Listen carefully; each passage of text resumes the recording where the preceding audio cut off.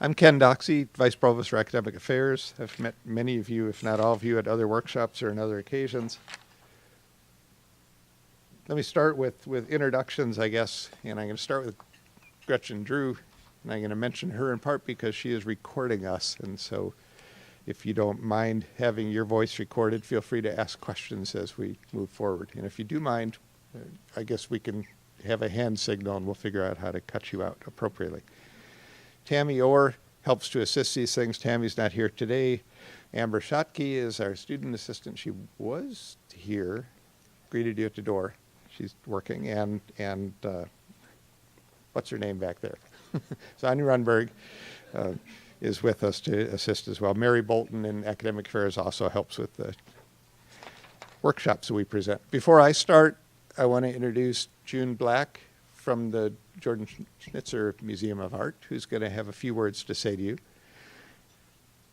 Let me just start with that. I think if you will, then she can capture you. Well, good afternoon, everyone. Thanks so much for being here at the museum. I just wanted to share a few things with you about our collections and how you can use them in teaching. So we have almost 14,000 objects in the collection. They encompass many, many cultures and time periods. So we have something for just about every faculty member on campus. About 2/3 of those pieces are searchable on our online database. So you can go to our website and you'll see a link there for the database and you can search. If you're not finding something that you feel like would be pertinent to your curriculum, feel free to reach out to me. My email address is juneb@uoregon.edu and I can help you find something that might be appropriate for your classes. So I just wanted to share a few numbers with you so that you know how the museum is being used on campus by your colleagues. Last year we had 5,400 students come to the museum. Those students were part of 245 different classes representing 46 departments. So during the academic year, we work with about 20% of the students on campus will come in as part of their course visits, and then that's in addition to lots of other student programs, extracurriculars that we have for UO students. So there's lots of ways to get involved. I'm happy to help you brainstorm any of that. I'm going to leave some of my cards with Sonia, so if you're interested, feel free to contact me. I also wanted to let you know about a really exciting opportunity that we have that's academic support grants, which are very generously funded by the Office of the Provost and CAS, AAA, and the Honors College. So if you are in one of those departments and you have a really great idea for an exhibition or a program, you want to bring a speaker to come to campus, take a look and expect an email from one of your deans. Those emails will be circulating with information about those grants soon, and the applications will be due during the spring term. We funded 6 projects this year. Brian Gillis in the Department of Art is doing an exhibition that'll be on view in our Gilkey Research Center in just a few weeks, actually, that looks at the materials that contribute to artist production. Richard Herskowitz in Cinema Studies is doing an exhibition in our Artist Project space on Jonas Mekas. Nick Kohler and James Meacham in the Department of Geography are doing a really wonderful series of events around map making and geography, and they will actually have an exhibition in this very space of inflatable architecture globes, so you should come check that out. Lainey Millar, Alay Reyes Santos, and Ed Wolf have a really wonderful exhibition that actually just opened today. It's on view upstairs in our north upper corridor hallway, or gallery. So you can go check that out. It's a series of photographs that were taken by Dominicans of Haitian descent looking at the human rights issues that are going on down there. Judith Shine in the Department of Architecture, her project on Pietro Beluschi was funded. That's in our Schnitzer Gallery upstairs. And Akiko Wali in the Department of Art History has a very big exhibition that will be opening in the fall, but a series of 3 courses was designed around the materials that'll be on view in that exhibition. So if you like to teach with primary source material and original objects, we'd love to have you come here at the museum and see what we've got. So thanks for your time, and I hope to hear from you soon.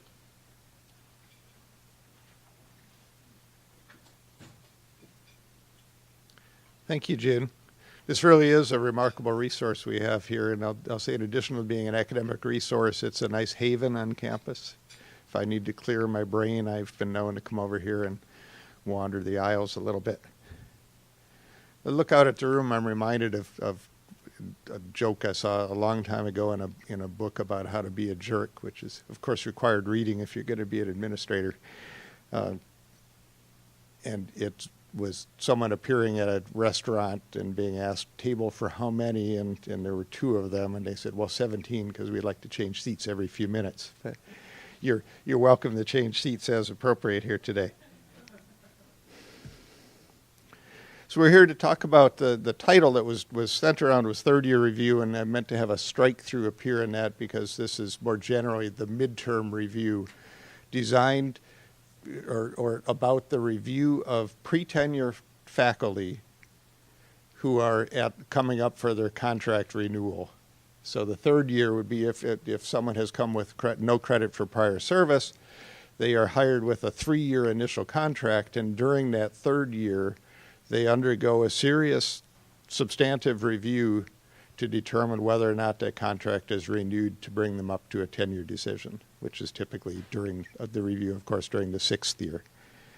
If they've been hired with credit for prior service, they will have a contract that is probably of shorter duration that still expires before the review for tenure, unless they had so much credit for prior service that basically it's time to start reviewing them for tenure right away.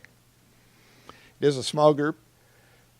Plenty of opportunity for questions and interaction, and I hate to say this, but I think I won't need a lot of time to give this presentation, and I hate to say that because whenever I say that, I take a lot of time, but we'll see what happens. So again, this is for tenure track faculty who are not currently tenured. The timing of the review is established when the faculty member is hired and is stated specifically in their contract, at least in the form of a date at which the contract expires. And if that person is interested in employment beyond that expiration date, or if you're interested in employment beyond that, of course, the contract's going to need to be renewed, and so this review is going to have to occur in sufficiently advance of the expiration of the contract that everything can happen in time for a decision before the contract expires. So as I said, if there's no credit for prior service, this review will happen during the third year, culminate in a decision about a contract extension renewal before that third year ends. And again, if it's a credit for prior service, it will be somewhere midway between hire and the tenure review. We want to make sure the full review is completed at least a month before the end of the contract, because we all know that contracts take time to issue. There's lots of additional paperwork. We want things to be able to finalize in a timely manner.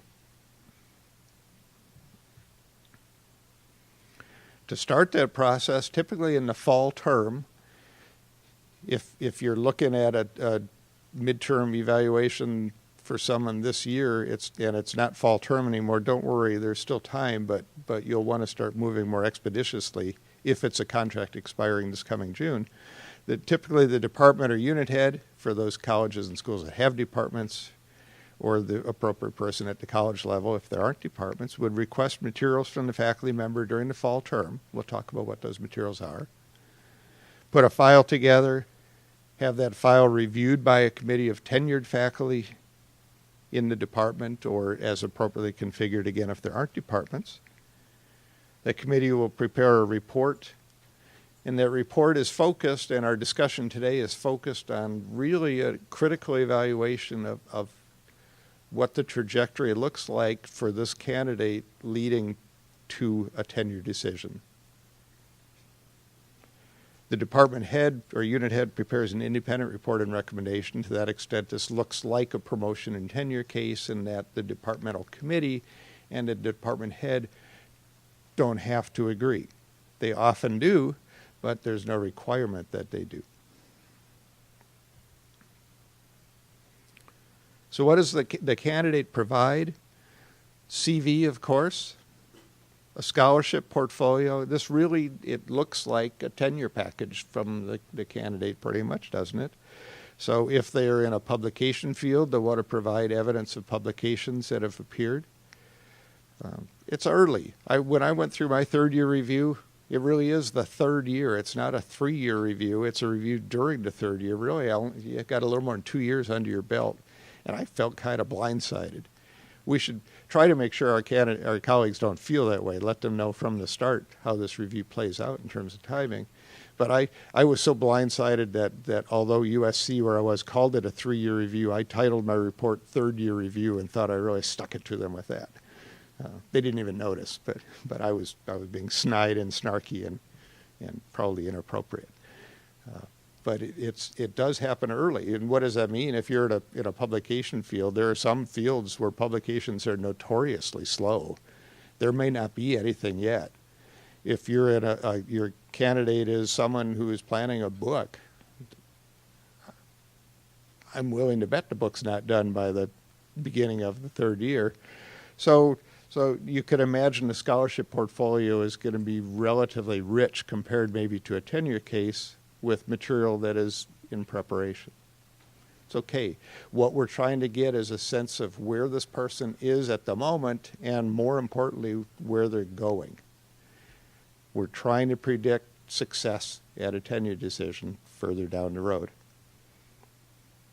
Personal statement.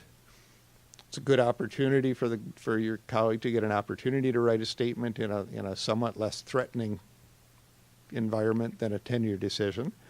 We'll discuss teaching, scholarship, or creative practice as we define it here, and service contributions.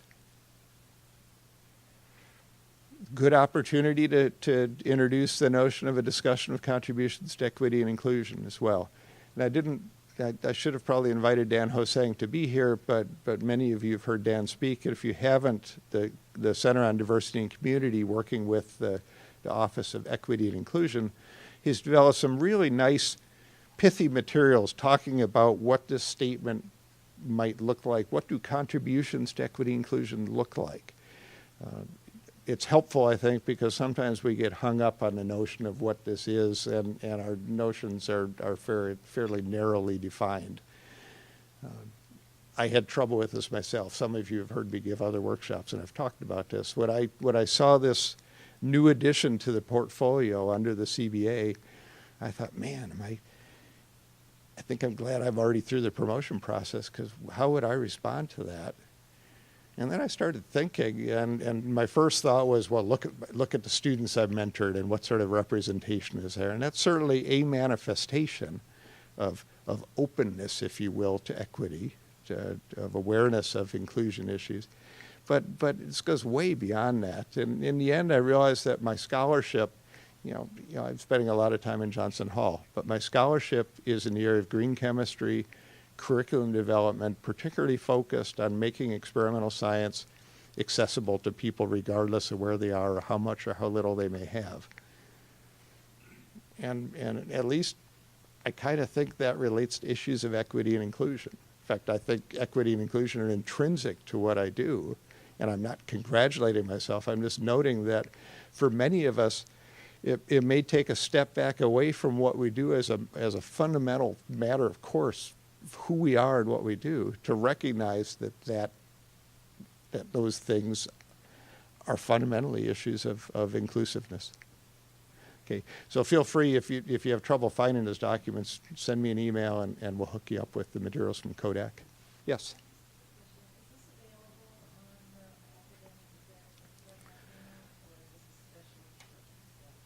Okay, I'm gonna repeat questions for the camera, at least until we switch to a general question format. This slideshow will be available on the Academic Affairs website. So will the video recording of it, I believe, in probably a few days after we're completed here, maybe a week. I won't put Gretchen Chu on. The video recording will take a few weeks. Okay. The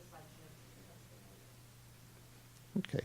And the statements about inclusion and equity, I believe, are also available on the web, although I'm not quite sure where to point you at the moment. Okay.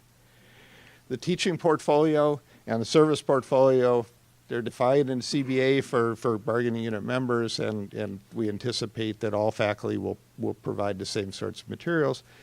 As for a tenure and promotion case, we're not looking for everything that's particular in the teaching portfolio, every syllabus, every exam, but rather for examples of things demonstrating approaches and concepts about teaching. In the service portfolio, For many people, it may be a collection of documents relating to, in my case, it was thanks for serving as an Intel Science Fair judge letter and things like that. Documentation showing what sort of service. And again, this is early. It's the beginning of the third year. We're hoping there will be some evidence that we can read into a trajectory, but this is not yet a tenure decision. So these are going to be less voluminous documents than at a tenure case. So as we've established, the Department of Unit Head will require or request these materials from the faculty member during the fall, put the file together. If it's not the fall and you haven't requested them, we've already decided it's probably not too late. You're just going to have to be expeditious. We'll provide that file to the tenured faculty in the department. Generally, there is a committee to discuss this before it goes to the whole department. Some departments define that personnel committee as the entire group of tenured faculty, and that's okay. Those things will be defined in the governance policies that are currently under development for each department in college. The committee report, the most important thing that's happening here, and I've used the word many times and I'll continue to do so, is this assessment of trajectory. It's relatively early, but it's not too early for us to start making predictions about how things are looking. This looks kind of redundant. I either went backwards or I need to update our slides a little bit. Department of Unit Head needs to provide some additional materials to the file, mostly relating to the teaching evaluations. So those of you who are in that position, I think maybe all of you, obtain the teaching records from the online online evaluation of teaching. You'll have peer evaluation of teaching of the faculty member. I'm counting. It should be in all cases. Remember, the requirement is that you have at least 3 peer evaluations of teaching in the 3 years leading up to tenure. Well, if someone was hired with 4 or 5 years of credit and they're coming up for tenure now, I guess you might not have one. But on the other hand, you're aware of this. You can plan accordingly, so that by the time of this third year review, that would be the first year that for a faculty member with no credit for prior service, we'd expect a peer evaluation. Let's make sure that there's a peer evaluation there. And establish either the review committee or that the department tenured professors are that review committee.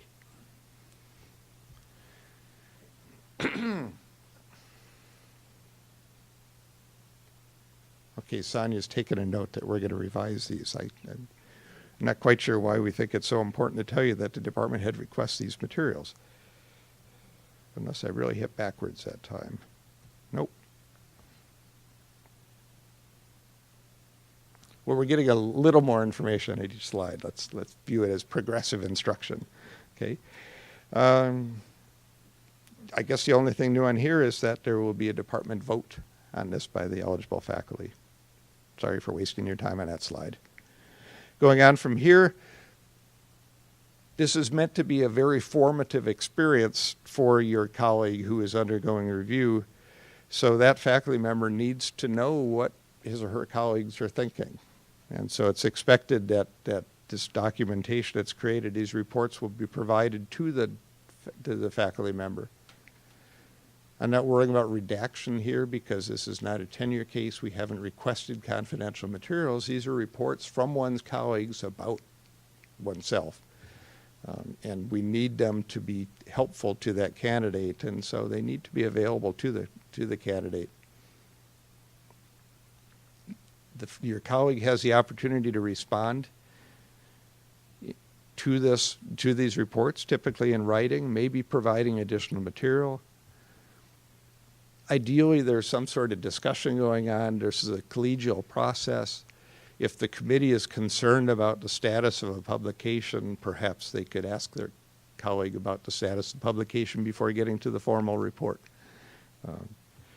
Use your best judgment as to how to get the best information to make this evaluation. If additional materials are being provided by the faculty member, wait until those are received. If not, the file goes to the dean. The dean, as in a P&T case, prepares an independent report and recommendation about how this should proceed. And we'll talk about recommendations in a minute. Again, this is a collegial process. If the dean is feeling underinformed about something that is particularly important to him or her, he or she should feel welcome to consult with the appropriate people to answer those sorts of questions.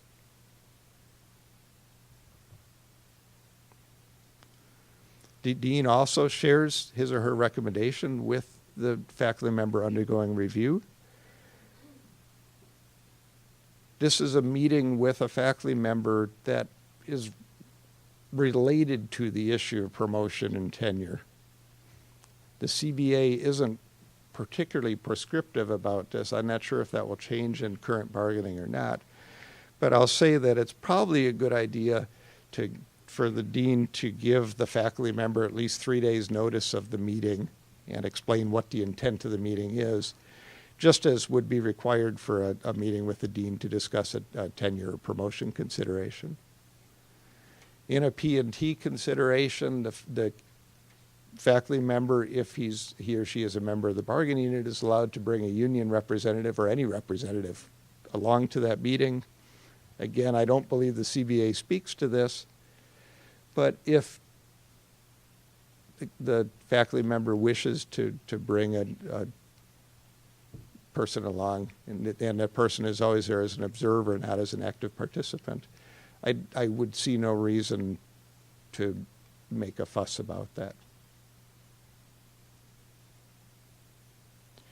After that meeting, I'm sorry, question. Yeah, so the progress is we submit it to team first, and then team shares report with the faculty, not the contract. Once the department head has written a report and made a recommendation about the contract renewal, there should be a meeting with the faculty member at that point. This is, the CBA does not call for representation, present, advance notice, things like that. That meeting can be a more informal meeting. But you should share, the department head should share with the faculty member the department's recommendation at that time.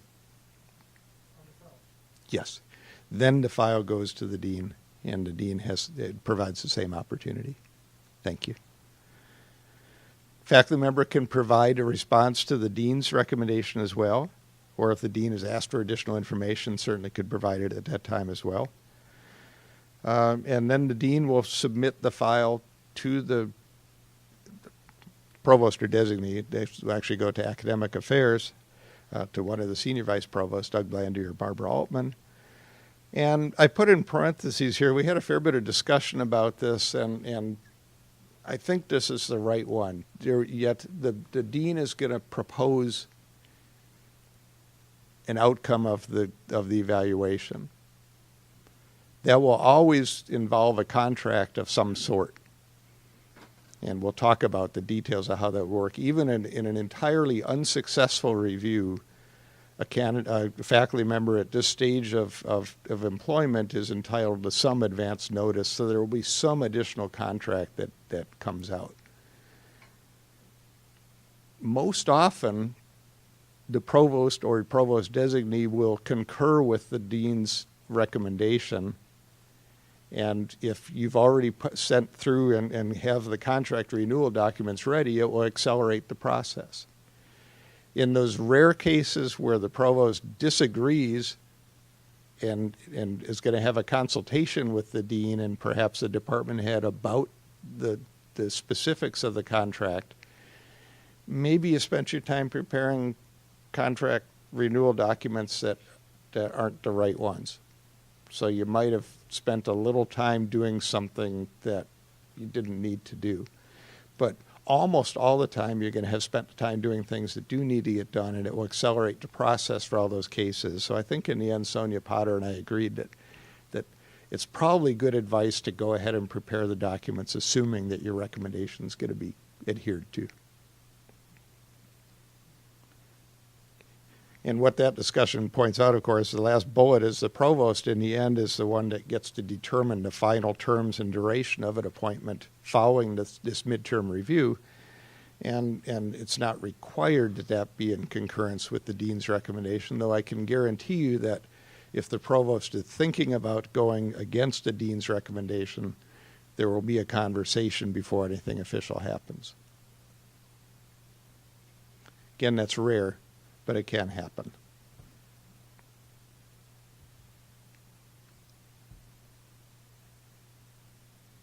That first bullet may sound a little familiar.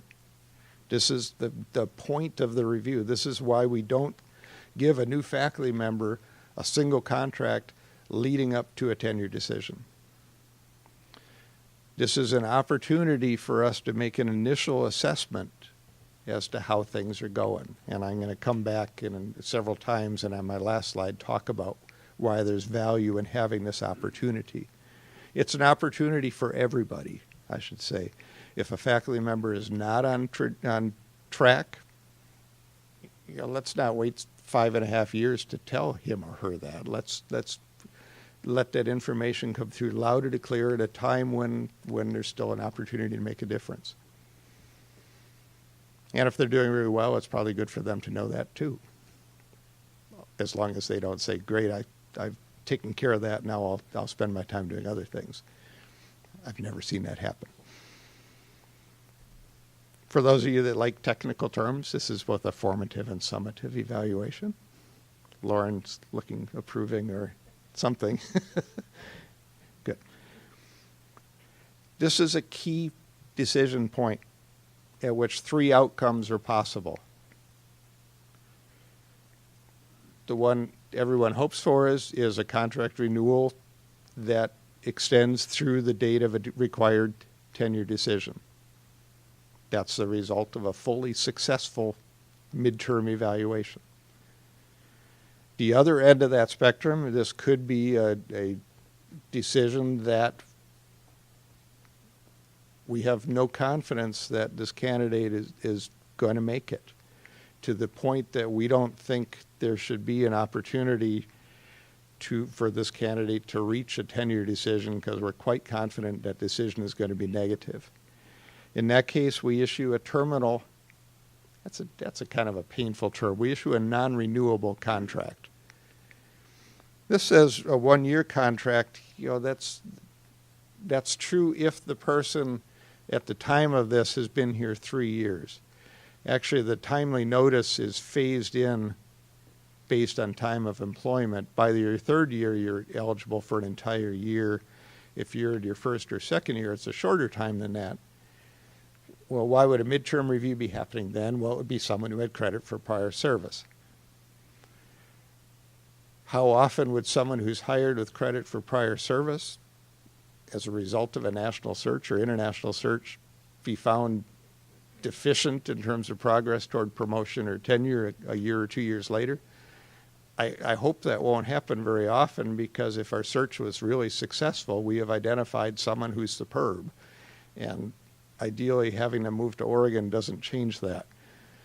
So realistically, I think I should probably modify the slide a little bit, because a 1-year terminal notice, timely notice, is not always required if a candidate has not been here for a sufficiently long period of time. But we're probably talking about something that doesn't happen.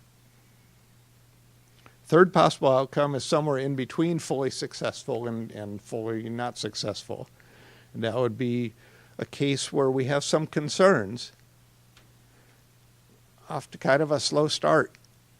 By this point, we might have expected to see a publication or two in print, or at least accepted, or maybe a substantial portion of several book chapters completed, or initial contracts with a publisher, whatever might be appropriate. And I'm focusing on publication fields, but those of you in creative practices interpret accordingly.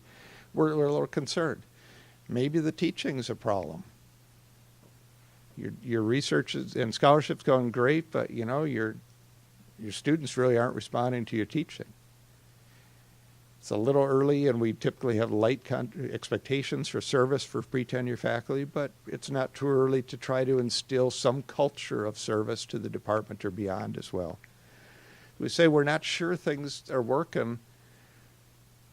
We want to make sure you get that clear message. We're here to work with you to try to help things get better, but we're not prepared to issue you another contract that leads to a tenure decision.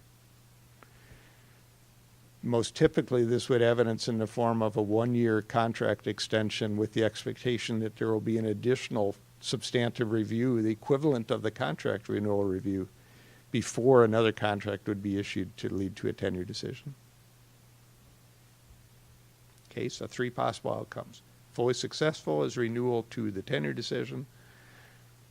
Fully unsuccessful is issuance of a non-renewable contract, typically of 1 year duration, though it could be shorter if the candidate hasn't been here long, or something in between.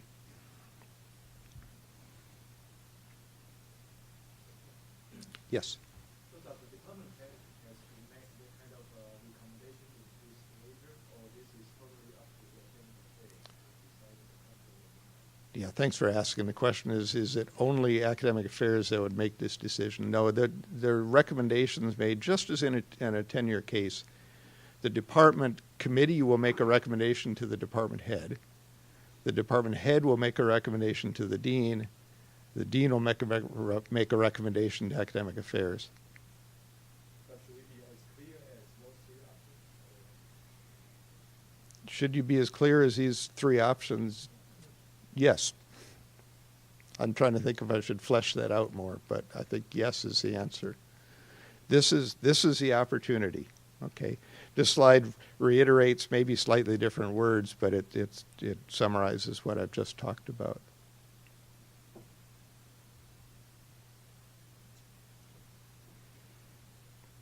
I'm not sure if this will be all that helpful to you, but how are you going to analyze a case? So you want to look at the CV, the candidate's statement, get as quantitative a sense as possible of what's been accomplished. And the more difficult part is taking that information and whatever other experience, knowledge, wisdom, inspiration you have, and trying to make a prediction for where things are going over the next several years. This is hard to do. Tenure decisions are hard to do too. Every personnel actions are hard to do. We've hired this person. We like him or her. We have to step away from that a little bit and make the right determination, the right prediction here to the extent we can.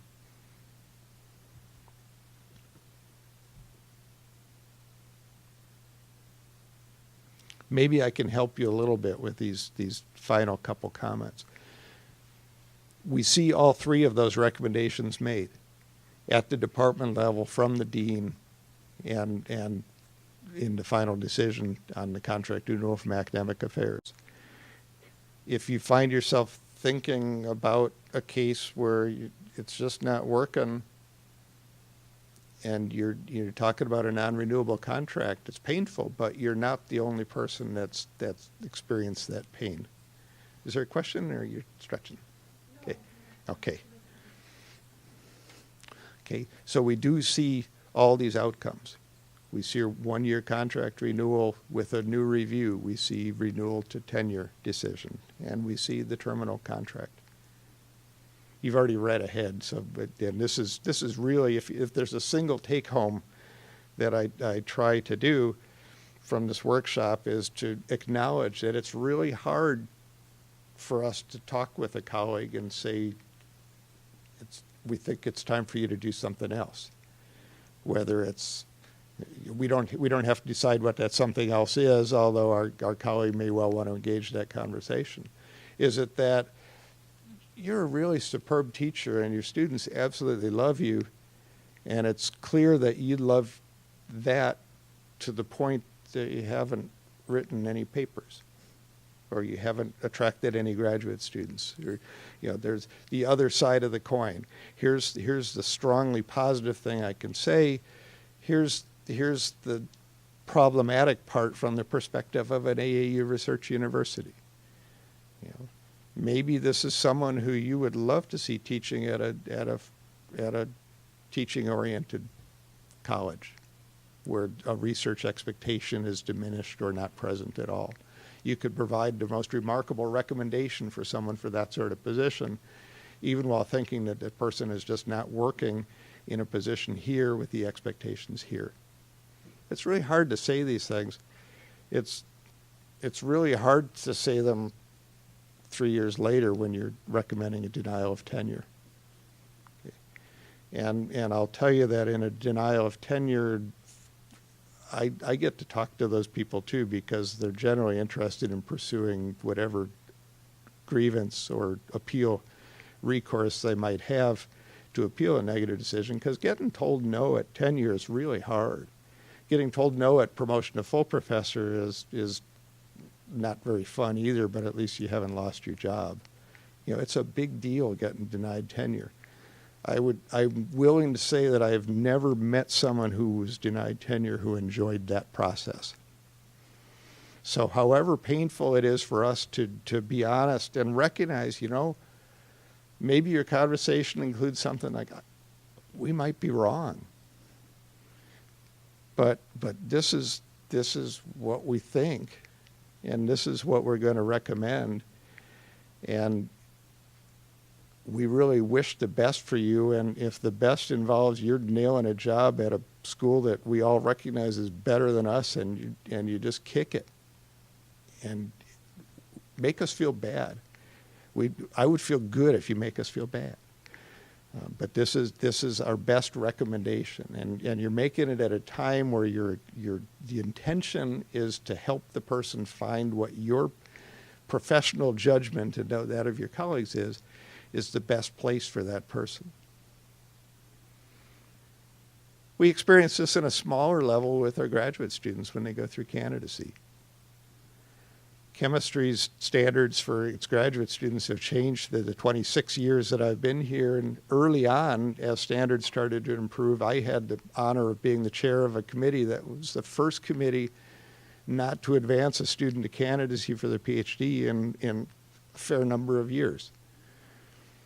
The students were upset. They were terrified. They didn't know what to do. The one student who wasn't terrified, though, was the one that we had denied candidacy to. I had long conversations with him. His committee had long conversations with him. And this statement here at the bottom was really true in his case, and I've seen it for faculty receiving terminal contracts, non-renewable contracts upon contract renewal review as well. It's not a shock to everybody. It might not be a shock to very many people for them to learn that how they're doing is not as well as you need them to do. I'm going to make a painful personal confession. I have on my shelf at home a book called "If I'm So Successful, Why Do I Feel Like a Fake?"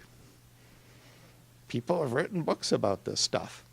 We get to positions in our lives where we feel that we have fooled them. The imposter syndrome, it's known as well. I've managed to convince them that I belong where I am, but I know that it was just an act, that then they're going to find me out. You know, my other personal confession is after I bought the book for 50 cents at a garage sale, I never actually read it. It just made me feel better knowing that other people felt the same way. This student, I'll get to you in a second, this student, when we talked with him, was so relieved that he wasn't going to be admitted to the PhD program, because he was recognizing the expectations for a PhD weren't consistent with what he wanted to do at that time, and the expectations for what a PhD chemist does for a career weren't what he wanted to do in the long term. So he received in chemistry, typically by the time of your candidacy review, you've earned a master's degree by coursework. He was awarded his master's degree. He became a bench-level chemist, which is what master's chemists do, and he's still happy as a clam 20 years later. It was the right thing for him. It's frequently the right thing. When we're really agonizing over how to talk with our colleagues about this recommendation we're making, you may well find a sense of not only acceptance, but even relief. Now let me see. Is there an appeal process for the contract renewal? Or lack thereof. Yeah, typically people don't appeal if it's renewed.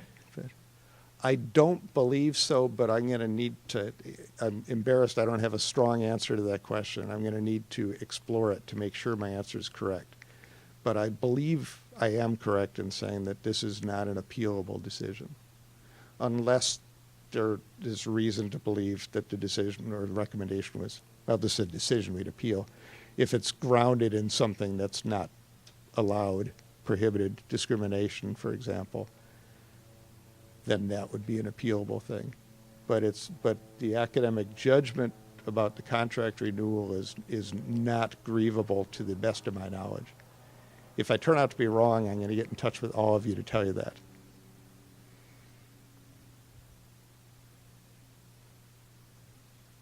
I guess that was it. So let me put this back up since it's got the key messages and see if there are other questions or discussion. And Gretchen, do you want to switch us over to microphone on the camera so I don't have to keep standing behind this podium?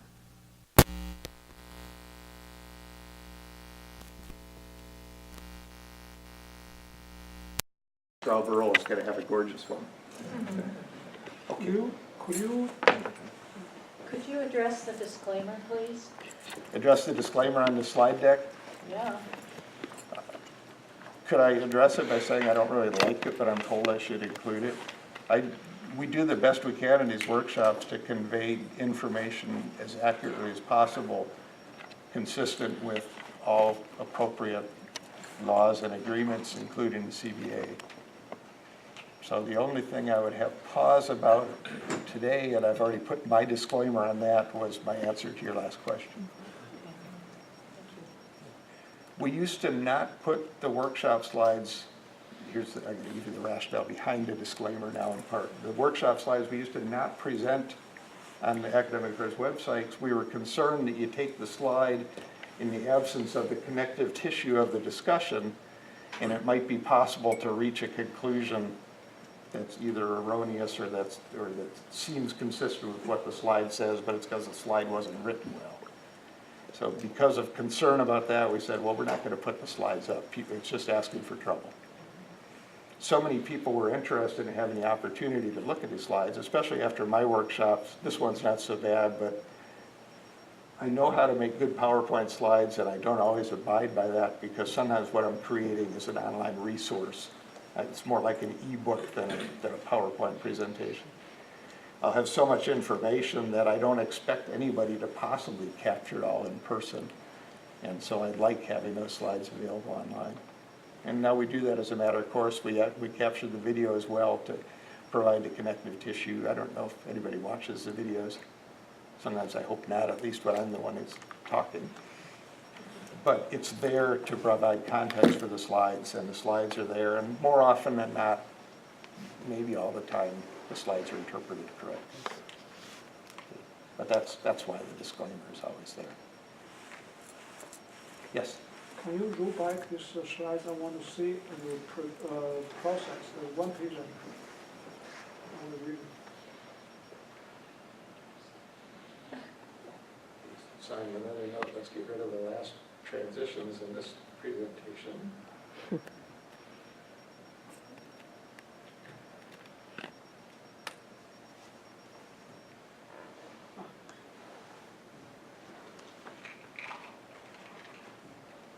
I've got a lot labeled process, unfortunately. Is this Go back one more page. Yeah. that one? Okay.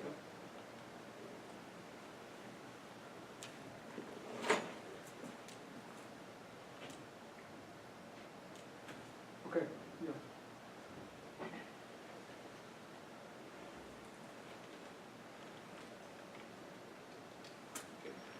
You just wanted to see it again, no question? Yeah, okay. Let me see if I can figure out why you wanted to see it again. Yeah, just the end game, the opportunity to provide response. That's right. There is an open question, I'll add content, about how this evaluative report is used later. Like, let's say I'll make a hypothetical. A faculty member is alerted in these reports to some concerns about productivity or whatever, but nonetheless is renewed for promotion up to, or renewed up to the tenure decision. Right. When the case for tenure is being evaluated, I gotta say, there's a natural desire to look back to see how well that advice was heeded. If there were concerns about publication rate and the tenure decision, there's concern about publication rate, department head might like to say, you were told about this 3 years ago and it's still a problem.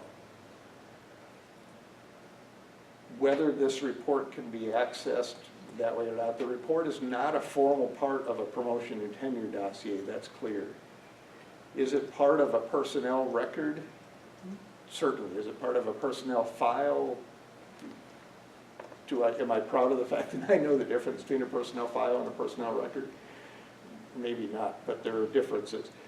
The bottom line is there's an open question as to the extent to which this report, this midterm contract renewal report, can be a reference piece in a tenure decision. I don't know how to, in most cases it's immaterial because in most cases the tenure decisions are easy. It would only really become an issue, I would say, in a case where the tenure is problematic. And then you're looking for the opportunity to establish. Basically, it's a reality check for you. You say, man, this isn't looking very good. I don't know how to support tenure for this. And then you say, well, wait a minute. I agonized the same way 3 years ago. So you, at least you feel supported. You've got it's a not quite independent check that yes, your conclusions now are matching earlier conclusions.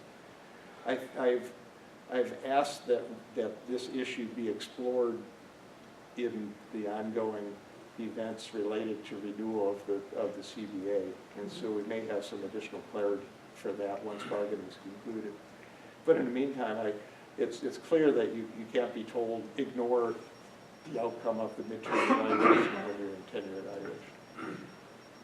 Joe, Well, I think actually the wrong outcome was used. In other words, if there's something that really concerns you, then rather than giving a 3-year renewal and saying we're definitely backing you to go to tenure, because that's what that says, you need to go to the well, we'll renew it, but you got to fix this thing in the coming year.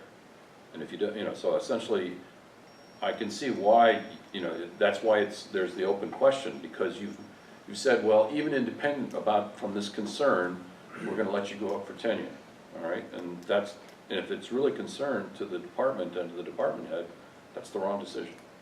Thank you, Joe, and I think that's really valuable and really important to hear that. I'll say that when I'm talking with people who have been denied tenure, it is common for me to hear something to the effect of, I was blindsided by this. Mm-hmm. I thought everything was going great. I had a positive contract renewal. What went wrong? How could I be denied tenure now? And I will also say that it's not uncommon in a case like that for me, if I'm allowed to access that annual report, and I only do it by asking the candidate to provide it to me. My read of the report, I see the warning signs. So there's a disconnect between what I see, what the department head may have seen, and what the candidate sees. I worked at the NSF for a long time, and there were times when there was a proposal that I wanted to support, but there were issues that I thought were important for the person to know. And long-time people at NSF told me, as soon as you say the word award, they're not going to hear anything else you tell them. And so I used to dangle them. I'd tell them the concerns I had before I would tell them at the end that, yes, I'm going to recommend you get your grant. I think we should be aware of the fact that our colleagues are entirely capable of avoiding reading the real message in a report, particularly if we're trying to be so careful not to hurt feelings and not that maybe we don't word things as directly as we might. So I think the message, Joe, thank you, is right, that at that contract renewal, we need to be as clear as we can be. Make sure someone who is not doing great knows that and knows what you think the issues are.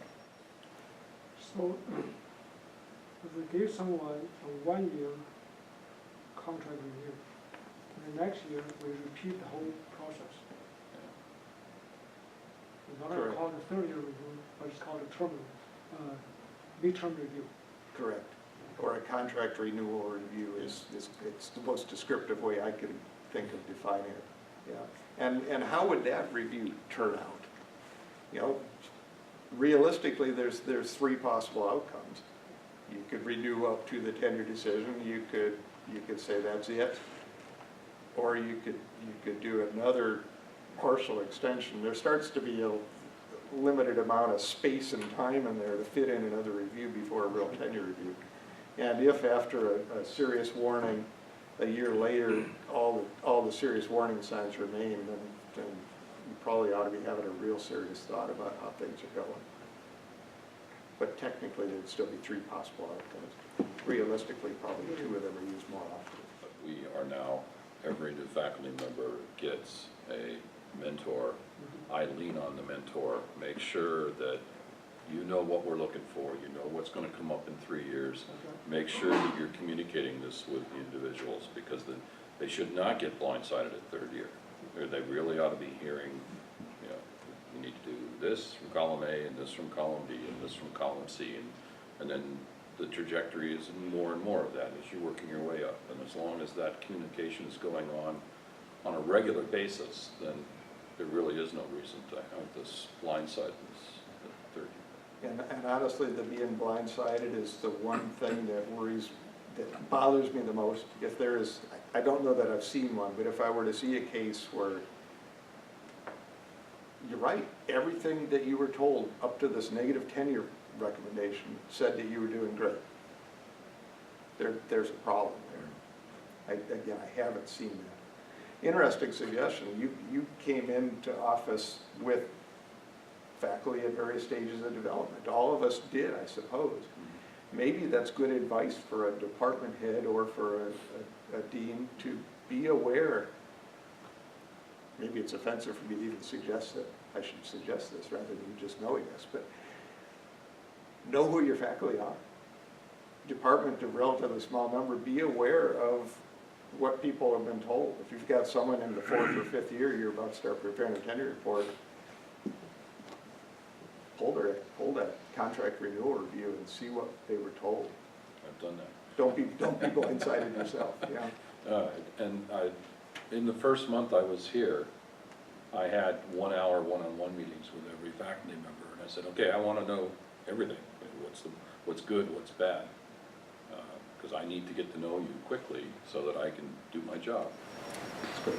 Thank you. We are on the same page. I just need to know. Yeah, well, and I'm coming from an environment where I met quarterly with every member of my academic staff, and I had a much larger faculty than here. And I had to write their performance evaluations once a year for all 50 of them as well. British. So, yeah, it's a British system. So, you know, in essence, my workload here is smaller than it was there. But I also had 2 tenure promotion cases that I landed and had to make happen. Okay. Yeah, all right, well, we'll have a competition about who's had the tougher job. There we go. And this, I think we've heard highlighted here too, the importance of the annual evaluation as well, particularly for pre-tenure, but also for our associate professors. You know, they don't undergo contract renewal, they have tenure, but at some point they're going to come to the department or dean and say, I think it's time to be promoted. And if there's disagreement about that, it would be nice at least if there was some advance notice to that person about why there might be disagreement. Any other questions, comments? So I noticed that on the midterm review, after the personnel committee and after the head of department have produced their reports, that's shared with the candidate that point, which is very different from promotion and tenure going forward to the faculty, going to the college. That's mostly true, I think, in that the CBA does call for reports to be shared. Right. Now, I guess it doesn't say that they're handed, they can be shared through a discussion of what the high points of the report are, much as a dean does in a meeting with a tenure candidate. Okay. I would hope that, well, in all cases, the candidate that meets with the department head to, or should, Okay, so, whatever it said. It's for the department to make a determination and simply forward to the dean. The candidate needs the opportunity to respond at that level. And I think we included in there is, well, the shared and discussed. The candidate needs to be able to respond to a department's recommendation before that whole thing goes to the dean. right. But is that also true for promotion and tenure case, 6 years? No. No, it's not. That's correct. Yeah, that was, okay, Yes, I that's was your just point. trying to, Up to Yes, now. yes. yeah, okay, because I didn't do that, and my God, I made a mistake. And I just- Now, I can't speak for any department other than my own, really, but once a department has, or at the discussion of the department head has reached a conclusion, it's the practice in my department for the department head to visit with the candidate and tell him or her What's being recommended and it's upstream. almost always something department heads love to do because generally people are being Yeah. successful and it's a great time to talk to a junior colleague in a very positive way. In a case where it's going to be a negative recommendation, we've established, I think, that going through a negative tenure review is not a fun thing. If a department is preparing to forward to the dean a tenure case where the department is unambiguously negative, candidate, this is one of the first opportunities for a candidate facing what's likely to be a negative decision to say, I don't really want to do that. A candidate can withdraw a case from consideration technically through the dean's recommendation. The candidate meets with the dean says, I'm not supporting your tenure, the candidate could withdraw the case at that point, be issued a one-year non-renewable contract, and not go through a negative tenure decision. They can't be pressured to make that decision because, Right. you know, the provost is the only one that makes a decision, and the Right. provost doesn't have to agree with anybody else. But they usually do. So what you're saying is that in chemistry, the head of department will sit down and have a conversation with the tenure and promotion candidate and describe what the department is recommending and describe what the head is recommending. Okay. I did not do that. There's no requirement that it be done. Well, it seems, I mean, I think there should be some similarity to how one interacts with the candidates. Not necessarily, because in my mind, if it's successfully going up, the candidate should, well, it's not happening. It's an obvious fact. If it's negative, it will absolutely be told. So if it's, Oh, so in your department then, if you haven't been told, then it's positive going up, okay. We should consider, I guess, just for completeness, the case where a candidate's got credit for prior service and is using it. So maybe if they're using all the credit and they're putting the tenure case forward and the department doesn't support it, then, you know, in the end, the person gets to make this decision. We don't get to force them one way or the other. That's right. They could roll the dice and say, I don't care what you guys say, I trust the dean and or the provost to recognize how good I am and it's gonna work. Or they could say, well, shoot, I was feeling pretty good. I wish you guys had let me know earlier, but thank you for letting me know now. Why don't we not submit my tenure case this year? Let me get another year. I've got the N years that I was granted. I came with 4 years of credit. I ended up using 3 of them.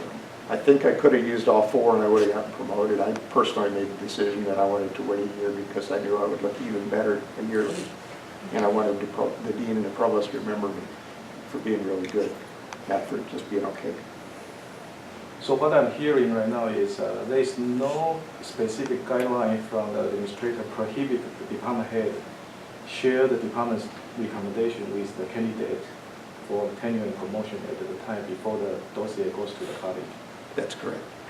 I think it's a really good idea. My only concern about it is if there's undue pressure to, you know, it's always going to be negative cases that we worry Yeah. about, but if there were undue pressure to withdraw the case and simply accept a terminal contract, if there were unprofessional reasons behind that advice being given to the colleague. I don't know that it's a hypothetical. I don't know if it would ever really happen, but there are times like this when a candidate can withdraw that I worry about whether pressure might be exerted inappropriately. So that's the only thing to be careful about. I guess one of the reasons why I didn't talk about it with the two candidates this year is that they had both signed a disclaimer saying that they didn't want to see internal or external letters, in which case I didn't feel that I was obligated to tell them about it. Now I know that disclaimer actually covers their ability to go back and solicit that information from their file. But anyway, I'm glad. I'm perfectly happy to talk. Yeah. Both of them were excellent candidates Yeah, going yeah. forward. That would have been a fun discussion to have, but I would have had to counsel, look, this is just at the department level. There's two more hurdles here, and the next one is probably the really big one. So, just don't let your head get too big yet. Right? Yep. I just want to make sure I didn't miss something. There is no tenure faculty vote. This doesn't go to the tenure faculty to vote on before it goes to the dean's office. Does in our department. Does it? Yeah, no, I think, Did Yeah, I miss I it? think there was some board on it. one of the There? redundant slides where there was one Oh, additional okay. line and it did call for the vote. Thank you. That's what I thought. Well, it depends upon what your constitution looks like Yeah. in your department, but I think most departments then turn around and have the tenured faculty vote. Joe's exactly right. Your documents about how governance works in the department or unit will define this. If I were weighing in, I'd say that having a vote's a good idea. Absolutely. They'd lynch me if I didn't know how. Sorry. Not only that, It's an exit strategy for department heads who are ready to do that. I think so. not only that, in our case, our vote is actually by ballot. It's not just a raise your hand. Oh, yeah, no, there's a secret Signed. ballot, yeah, no, that would be secret Signed ballot, ballot. yeah.